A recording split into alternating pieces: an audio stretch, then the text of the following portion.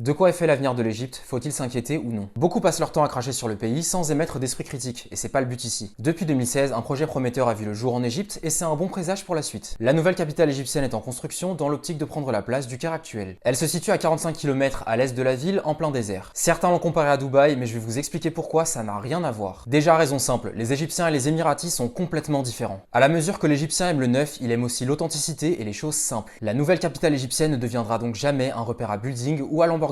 Le projet a été entrepris parce que le Caire est soumis à une explosion démographique qui mettrait à mal le pays si on n'intervient pas. Un État qui va droit dans le mur ne serait pas en train de construire une nouvelle capitale. Initialement, le projet avait vu le jour en 1970, mais il n'a jamais été concrétisé. C'est depuis la prise de pouvoir de El-Sisi que des moyens ont été déployés. C'est une réalité, le peuple n'arrive pas à suivre avec l'inflation, mais il faut comprendre une chose. Les événements actuels sont les conséquences des 50 ou 100 dernières années. Les bonnes choses qui se profilent mettront donc aussi quelques années avant de se voir. Le pays n'a jamais perdu de sa grandeur, mais comme toute star, il a été soumis à des jours noirs et il n'a jamais rien lâché.